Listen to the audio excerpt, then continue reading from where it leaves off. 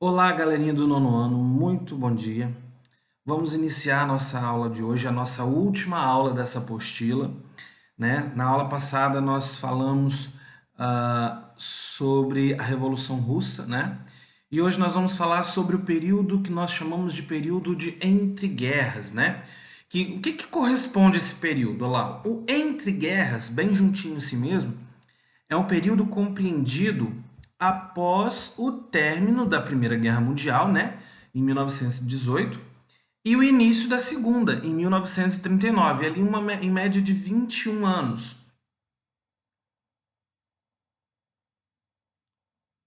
né, que foi marcado por crises econômicas, políticas e sociais em vários países. Então, pessoal, ao terminar a Primeira Guerra, os europeus esperavam que a paz estivesse assegurada. Então, terminou a Primeira Guerra, eles acreditavam que a paz estava assegurada. Entretanto, o entreguerras foi um período muito conturbado, com a ocorrência de vários conflitos e a radicalização política, surgindo os regimes totalitários, como o fascismo na Itália e o nazismo na Alemanha. Né? Nós falamos isso em aulas anteriores. A tensão entre as nações nascentes, a tensão entre as nações cresceu, ocasionou a Segunda Guerra Mundial e após 20 anos foi estabelecido, apenas 20 anos depois de estabelecido o Tratado de Versalhes. Então, primeiro ponto que vai desencadear aí uma crise nesse período entre guerras é o que nós chamamos de a queda da Bolsa de Valores de Nova York, né? A queda ou a crise de 1929. Na década de 1920, os países europeus estavam se recuperando e começaram novamente a produzir. Nos Estados Unidos, a então nação poderosa, lembra, os Estados Unidos saiu da Primeira Guerra vitoriosa. Os Estados Unidos saíram da Primeira Guerra vitoriosos, né? Eles apoiaram foram contra a Alemanha e saíram vitoriosos, né? Então a nação poderosa, a mais rica do mundo, a concorrência europeia fez cair os preços de vários produtos. Então, nós vamos ver que a Europa volta a se reerguer e a concorrência europeia fez com que os preços caíssem. Ao lado disso, houve também uma redução do consumo interno, pois muitas pessoas já haviam adquirido todos os bens materiais que desejavam. Então, pessoal, vamos pensar nos Estados Unidos. Os Estados Unidos, que até então era uma grande potência, começa a ver na Europa vários países concorrentes crescendo e o produto, né, dessas indústrias estadunidenses começam a ter uma diminuição no consumo interno, né, dos Estados Unidos. Os grandes produtores agrícolas e os industriais, porém, não viram com clareza a crise que se aproximava e continuaram produzindo cada vez mais. Então pensa, o que era o certo eles fazerem? Diminuir a produção, não é? Se eles estão vendo que estão crescendo os concorrentes e que o consumo interno dos Estados Unidos estava diminuindo, por que eles continuariam produzindo e produzindo? O que vai acontecer? Vai acontecer uma produção de excedente. Excedente a gente dá o nome de sobra. Ah lá, ó, os excedentes, a sobra desses produtos eram estocados, mas a superprodução fazia o preço cair. O que acontece? Eles tiveram que abaixar o preço dos produtos. Para quê? Para que as pessoas pudessem comprar, porque não adiantava nada eles terem aqueles produtos ali guardados com eles. Ao mesmo tempo, os norte-americanos, levados pela aparente prosperidade econômica, especulavam na Bolsa de Valores de Nova York, comprando ações das mais variadas empresas.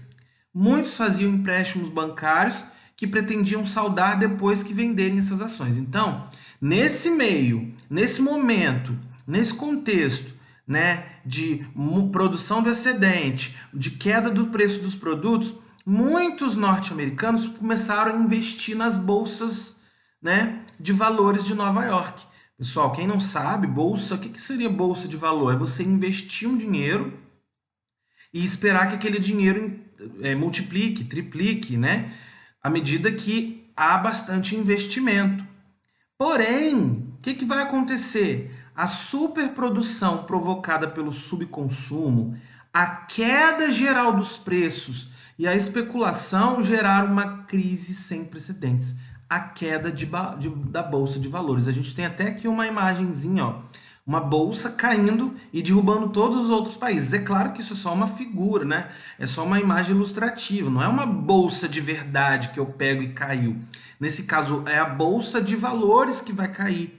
Por quê? Se aquelas pessoas que investiram dinheiro na bolsa de valores e a bolsa de valores não teve lucro, não teve crescimento, teve queda, todos eles perderam dinheiro. Então, olha a crise vindo aí, iniciando nos Estados Unidos. Em setembro de 29, o valor das ações começou a oscilar. De repente subia e logo em seguida caía. No mês seguinte só houve queda e os investidores queriam livrar-se das ações vendendo-as rapidamente. Então, quem compra as ações na Bolsa de Valores, eles vendo que estava oscilando, uma hora subia, outra hora caía, e aí passou a cair, né? Somente cair, eles queriam vender aquelas ações. Não preciso vender isso, porque senão eu vou ter prejuízo, né? Aí no dia 24 de outubro, conhecido como Quinta-feira Negra, houve pânico na bolsa. Cerca de 13 milhões de ações foram negociadas a qualquer preço em um único pregão. Ou seja, venderam as ações num preço muito baixo, né? Então tiveram muito prejuízo. De uma hora para outra, milhares de investidores viram-se na miséria. Pensa, pessoal, muitos investidores que investiram na Bolsa de Valores se encontraram na miséria. A crise desenvolveu-se numa reação em cadeia. O crash financeiro acentuou a crise industrial, desaparecendo qualquer possibilidade de recuperação. Foi necessário reduzir a produção, o que provocou desemprego e diminuição do salário. Então pensa, olha, começando o efeito cascata, né? O efeito dominó. Começando lá, teve crise financeira, né? Nisso, muita produção, produção do excedente, produção de produtos que sobravam, muitos concorrentes europeus em ascensão, em crescimento, né? O que vai acontecer? Aí vem a queda da Bolsa de Valores. O que eles vão ter que fazer? Diminuir, reduzir a produção. Se eu reduzo a produção, eu vou provocar o quê? Desemprego. Vou provocar o quê? Diminuição dos salários dos que continuavam trabalhando. E por volta de 1933, mais de 14 milhões de norte-americanos estavam desempregados. Olha aí, olha a grande crise que os Estados Unidos vão enfrentar. Mas essa crise não ficou só nos Estados Unidos, olha lá. Ó. A crise de 1929 em outros países. A crise de 29 acabou afetando vários países do mundo. Na Europa, muitas nações dependiam do crédito norte-americano e quando este foi suspenso, sofreram um forte abalo. Muitos países europeus ainda dependiam do crédito dos Estados Unidos. E aí, vendo os Estados Unidos nessa crise, com a Bolsa de Valores em queda, eles também vão sofrer forte abalo. Houve o fechamento de bancos, muitas pessoas entraram em falências, desvalorização da moeda e desemprego. No início da década de 30, o número de pessoas desempregadas no mundo estava em torno de 40 milhões. Olha isso, pessoal. O Brasil também foi afetado com a crise de 29. Como? Vamos ver aqui. O café, o principal produto de exportação brasileiro, né, tinha nos Estados Unidos o seu maior comprador. Pessoal, os Estados Unidos eram os que mais compravam o café brasileiro. Mas, olha lá, ó, com a crise, os norte-americanos reduziram as compras e os estoques de café aumentaram, provocando o quê? Queda do preço. Olha aí, a crise lá nos Estados Unidos afetou aqui o Brasil. O Brasil teve que abaixar o preço do café porque houve uma diminuição de compra, principalmente do seu maior comprador, que eram os Estados Unidos. Mas vamos ver uma reação por parte dos Estados Unidos, né? A reação interna, né? Nós vamos chamar de o New Deal, que é traduzido, é como se fosse um novo acordo. Nós vamos ver aqui, ó, em 1933, quando Franklin Roosevelt assumiu a presidência dos Estados Unidos, ele elaborou um plano econômico conhecido como New Deal, ou Novo Acordo, visando recuperar o país da depressão. Como que funcionava? Lá, primeiro, a política do New Deal foi violentamente combatida pelos conservadores, que temiam o aumento do poder do Estado e o fortalecimento dos sindicatos. Então, os conservadores daquele tempo não queriam o New Deal, porque eles achavam que o Estado, o governo, iria aumentar o seu poder. Mas a reeleição de Roosevelt tornou possível a continuação da política de recuperação. O sindicalismo foi reforçado por uma lei permitindo aos operários a liberdade de organização e de decisões coletivas. Foi estabelecida uma lei de segurança social. O que essa lei dizia? Criava o seguro contra o desemprego, as pensões por velhice e o auxílio às mães e às crianças pobres. Houve a abolição do trabalho infantil, estabeleceu-se um salário mínimo e regulamentou-se um número semanal de horas de trabalho. Essa política permitiu uma lenta, porém crescente, recuperação dos Estados Unidos. Olha aí, pessoal. Então nós vamos ver que o Franklin Roosevelt, ele traz uma política econômica que vai recuperar os Estados Unidos de forma lenta, mas que vai recuperar, né? Ele traz uma ideia de quê? De incentivo, de criação de sindicatos, onde os grupos trabalhadores que se sentissem ali prejudicados recorreriam ao sindicalismo, aos sindicatos, para se organizar, para conseguir decisões, para terem decisões coletivas. Uma vez, o que seria esse sindicato? É como se esse sindicato respondesse por um grupo de trabalhadores e esse grupo de trabalhadores não pudesse lutar por direitos sozinhos. Eles têm um sindicato que lutasse por eles, né? E aí houve ali a abolição do trabalho infantil. Nós vamos ver, vai estabelecer um salário mínimo. Então esse trabalhador, muitas pessoas que ficaram ali desempregado, agora com essa política econômica de Franklin Roosevelt, ele passa a ter alguns direitos, né? Ele tem ali um horário semanal de trabalho, né? E isso vai aos pouquinhos trazer uma recuperação dos Estados Unidos. O fascismo, vamos falar aqui sobre o fascismo. O fascismo na Itália e na Alemanha. A palavra fascismo vem do termo latino fácio, feixe de varas, significando que a união fortalece o grupo. Fascismo é uma ideologia que se caracteriza por... Então, sempre que você ouvir falar de fascismo, vocês vão ver que é como se fosse a união forte, a união fortalecida de um grupo. E normalmente esse grupo fascista, eles têm algumas características. A primeira característica é eles serem totalitaristas ou fazerem parte do totalitarismo. O que significa isso? Nada deve vir acima do Estado, quem tem controle absoluto sobre tudo. Os fascistas acreditavam que os estados deveriam ser totalitaristas. O que significa isso? Nada pode vir acima do Estado. Eles também eram nacionalistas. O que significa isso? Exaltação dos valores nacionais. Para os fascistas, a nação seria a mais perfeita forma de sociedade que a humanidade conseguiria construir. Então, eles alegam que não, precisamos manter o nosso sentimento nacionalista, precisamos dar valor ao nosso país, à nossa nação. Os fascistas também eram militaristas, que diziam o quê? Que as nações têm de fortalecer o seu exército para a defesa e executar uma política expansionista, de expandir o seu território. Para o fascismo, eles também deveriam ter corporativismo, que é a existência em um único partido que organiza a sociedade. O corporativismo dá uma ideia de apenas um único partido que vai organizar uma sociedade.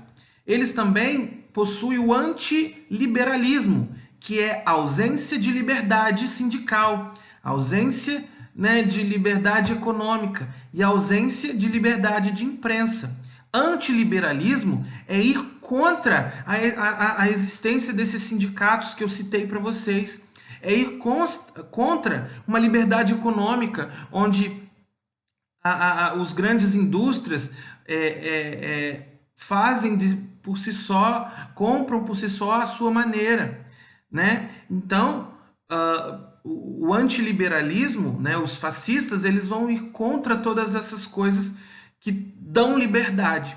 E ainda que uma característica, né, desse fascismo é a propaganda controlada pelo Estado, com a finalidade de fortalecer o sentimento de patriotismo, culto ao chefe e disciplina. Então, quem é fascista, ele vai querer que nada, tudo tem que ser fortalecido com um sentimento patriótico, um culto ao chefe, uma disciplina àquele rei, ou aquele presidente, ou aquele líder. Então, a propaganda tem que ser controlada pelo Estado. Não é muito difícil, né? Se a gente for analisar hoje, ainda existem certos governantes que têm um quê, né? Uma pitada de fascismo. Vamos ver como funcionava o fascismo na Itália. Após o término da Primeira Guerra Mundial, a Itália era governada por uma monarquia parlamentar, dirigida pelo rei Vítor Emanuel III. Atravessava ali uma grave crise econômica, desemprego, miséria e inflação. As agitações eram constantes. Nós vamos ver um camarada chamado Benito Mussolini, que era ex-combatente da Primeira Guerra Mundial, ex-redator do jornal Avante e ex-socialista. Ele organizou em 1919 as Camisas Negras. O que é isso? Eram grupos de choque para pôr fim às manifestações sociais. Nesse mesmo ano, os fascistas foram derrotados nas eleições parlamentares. Em 21 foi fundado o Partido Nacional Fascista. Mas nas eleições do ano seguinte, os fascistas foram novamente derrotados. Mussolini organizou então a Marcha sobre Roma, na qual milhares de seus partidos foram para a capital. O rei, né, foi obrigado a nomear Mussolini como primeiro-ministro. Os Camisas Negras foram convertidos numa milícia para a segurança do Estado. Nós vamos ver que nas eleições de 24 os fascistas ficaram com a maioria do parlamento, a oposição denunciou fraude eleitoral, Mussolini ainda assim assumiu o poder como Duce, que era condutor, concretizando o Estado fascista, né? A imprensa oposicionista foi fechada e por meio da OVRA, o que é OVRA? Polícia Política Fascista. Houve perseguições aos socialistas e comunistas. Então, aqueles socialistas e comunistas que nós aprendemos na semana passada vai ser o grupo oponente dos fascistas. Os fascistas, né, vão querer acabar com perseguir esses que pregavam o socialismo, o comunismo, né? Enquanto que esses fascistas queriam trazer um sentimento patriótico, um sentimento de culto ao rei, de culto ao seu líder, né? De que nada pode ser maior do que o líder, o comunismo e o fascismo traziam uma ideia de tudo social, né? Onde as coisas seriam tudo dividido de acordo com a realidade de cada um, de forma social, de forma comum entre eles. Uma das características da ideologia fascista é a exaltação do chefe, né? Acabei de falar. E segundo ela, um grande povo necessita de um grande homem que guie, e a ele deve total obediência. Olha isso, pessoal. Os fascistas acreditavam que deveriam se ter um chefe e que todos deveriam ter total obediência com ele. Na Itália, em muitos outros lugares, principalmente nas salas de aula, figura a seguinte frase: Mussolini não erra nunca. Sempre teve aí essa ideia, né? E aí, vamos seguir adiante. A Alemanha nazista. A terminar a Primeira Guerra Mundial, a Alemanha vivia uma situação muito difícil. Havia desemprego, inflação, violência e um profundo descontentamento com as disposições do Tratado de Versalhes. Uma nova Constituição estabeleceu uma república parlamentarista, conhecida como República de Weimar, nome da cidade onde foi elaborada a Constituição. O parlamento seria formado por deputados eleitos por voto universal. Em 1919, na cidade de Munique, foi fundado o Partido Nacional Socialista dos Trabalhadores Alemães, ou Partido Nazista. Partido Nacional Socialista dos Trabalhadores Alemães, ou Partido Nazista. Adolf Hitler, que é ex-combatente da Primeira Guerra Mundial, assumiu a sua direção. Então, ao contrário do que as pessoas falam aí, Adolf Hitler vem aí com uma ideia, né? Vem aí assumir o Partido Nazista. Esse partido ganhou grande número de adeptos. Seus membros eram identificados por um símbolo, a suástica, né? Que é uma cruz gamada, que mais tarde foi usada como emblema do Terceiro Reich. Os nazistas criaram as tropas de assalto, os camisas pardas, que perseguiram seus opositores. Em 23, nós vamos ver, pessoal, que Hitler foi preso, né? Os nazistas tentaram um golpe para tomar o poder, o governo dominou o movimento, Hitler vai ser preso, mas na prisão ele vai escrever um livro chamado Minha Luta, na obra, né, onde ele vai expor os fundamentos do nazismo. Quais são esses fundamentos do nazismo? É um nacionalismo extremado, é um totalitarismo, controle total da vida pública e da vida privada, é um nazismo que vai ser anticomunismo, vai dar a ideia de serem contrário àqueles comunistas, né? O antissemitismo, o que é antissemitismo? Vem da origem antissemita, é o preconceito concentrado contra qualquer pessoa de origem semita, o que inclui preconceito contra árabes, assírios, judeus, principalmente os judeus.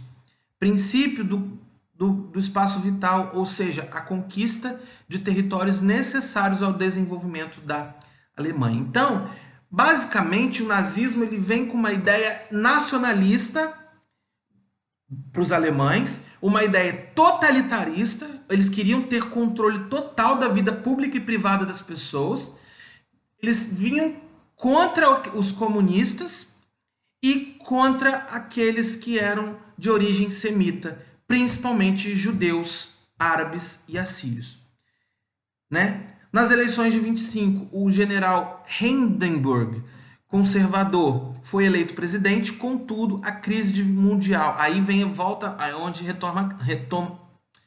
retomamos a crise de 29, ó. Contudo, a crise mundial de 29 atingiu a Alemanha de forma desastrosa.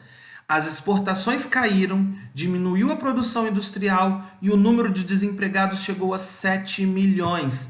Essa situação favoreceu a ascensão do Partido Nazista. Então, a crise que nós começamos a nossa aula, citada lá, que aconteceu lá nos Estados Unidos, essa crise também vai afetar a Alemanha e ela também vai ser responsável por crescer o Partido Nazista. Por crescer. Por que a gente está estudando isso? Porque é esse crescimento do Partido Nazista que vai causar a Segunda Guerra Mundial lá em 1938. Que tudo isso são acontecimentos desse entre guerras. Vamos continuar então. Apoiados pelos grandes industriais e banqueiros, os nazistas conseguiram expressiva vitória nas eleições de 30. 3 anos depois, o presidente Hindenburg nomeou Hitler chanceler. O nazismo alcançava ainda assim, o poder. Hitler fechou o Partido Comunista, perseguiu e prendeu comunistas, socialistas e liberais. Hitler organizou a seção de segurança e a política secreta do Estado, o Gestapo. Houve o estabelecimento de pena de morte, o fechamento de partidos políticos e dos sindicatos, a censura à imprensa, a suspensão das garantias individuais e civis e a perseguição aos judeus. Muitos deles foram enviados para os campos de concentração. Já estamos finalizando, pessoal. Tá muito grande a nossa aula. É uma aula que daria mais tempo, né? Mas que a gente precisa encerrar aqui. Em 1934, com a morte do presidente Hindenburg, Hitler assumiu a presidência, adotou o título de Führer, é assim que diz, que significa guia, e anunciou a fundação do Terceiro Reich, ou Terceiro Império Alemão, por meio de uma bem organizada propaganda liderada por Joseph Goebbels. A sociedade alemã e principalmente a juventude sofriam forte doutrinação. O Estado nazista intervinha em todos os setores da economia. A indústria alemã cresceu, principalmente na produção de armamentos. Para ocupar os trabalhadores desempregados foram feitas grandes obras públicas, como a construção de aeroportos, ferrovias, rodovias. Com o desenvolvimento industrial, houve a necessidade de conquista de novos mercados consumidores e fontes de matérias-primas, levando ao expansionismo alemão. Então, pessoal, resumindo, a crise de 29 vai afetar a Europa. O sentimento fascista, o sentimento nazista cresce, né? Principalmente na Alemanha. O nazismo na Alemanha vai crescer, né? Nós vamos ver que a Alemanha também a Alemanha também foi influenciada, como que eu posso dizer? A Alemanha também sentiu a crise dos Estados Unidos, mas essa crise fez com que o nazismo crescesse. E aqui, ó, esse nazismo vai intervir em toda a economia alemã, a indústria cresce, os trabalhadores, para ocupar os trabalhadores desempregados, o que eles faziam? Não, vamos dar emprego, vamos fazer obra pública, para poder dar emprego a esses trabalhadores, mas o desenvolvimento industrial, com o desenvolvimento industrial, houve a necessidade de conquistar novos mercados. E aí eles precisam de novos mercados consumidores, ou seja, de outros países que venham consumir os seus produtos e de fontes de matéria-prima para fazer as suas produções, né? Até que em 1938, Hitler invadiu a Áustria e a região de Sudetos, na Tchecoslováquia, que é a atual República Tcheca. Não existe mais Tchecoslováquia. E, no ano seguinte, a Polônia. Então, para expandir a Alemanha, precisou em fazer algumas invasões. Isso vai ser o que vai iniciar a Segunda Guerra Mundial em 1938. Aqui, então, a gente finaliza. Eu sei que ficou um conteúdo extenso, mas se você tiver dúvida, me chama no WhatsApp, tá bom? Ficou extenso, tem muito detalhe aqui de fascismo, de nazismo, de comunismo, que às vezes você pode se perder. Eu só quero que você entenda o seguinte: os comunistas, os socialistas vão ser opositores dos fascistas, dos nazistas, ok? E aqui na Alemanha, focamos nela porque é ela quem vai dar início à Segunda Guerra Mundial. Então vamos para as atividades. Número 16. Você aprendeu que o período entre guerras foi compreendido entre o término da Primeira Guerra Mundial e o início da Segunda Guerra Mundial. Como esse período foi marcado? Foi marcado pelo quê? Faz um resuminho aí que está lá no início do texto, no número 16.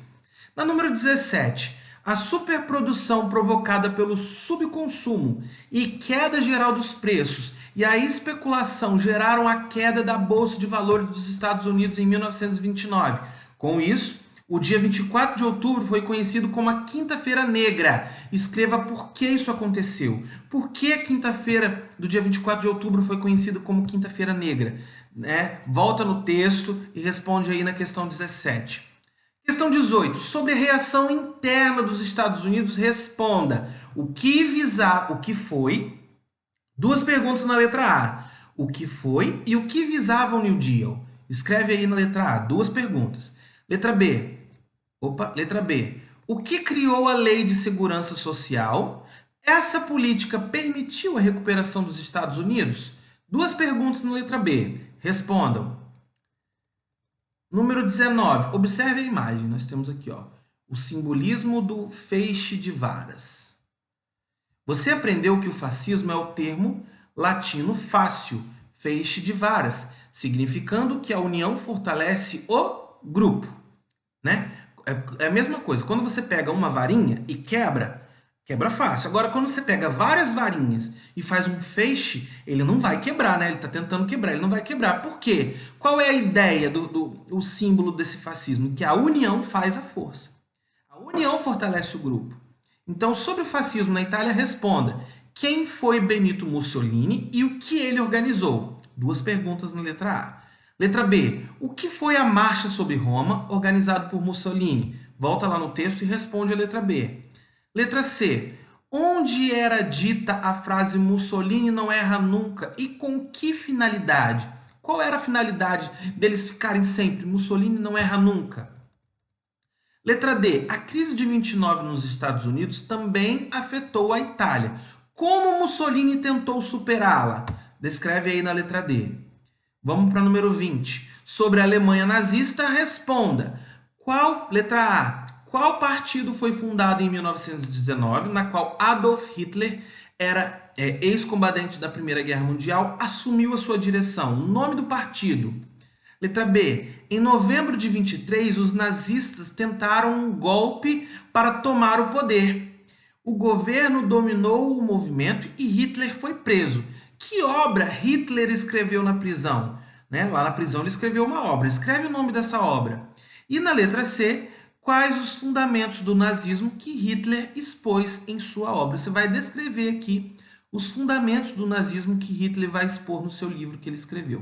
Aqui nós temos um espaço para anotações, caso não caiba nas respostas, né, as suas respostas nas linhas que nós deixamos, você pode escrever aqui nessa parte de anotações, é só botar a letrinha ali, tá bom? E assim nós encerramos a aula de hoje. Como eu falei, pessoal, ficou uma aula extensa, mas não se preocupem, se ficou ainda alguma dúvida, por isso é aula em vídeo. O vídeo ficou longo? Ficou.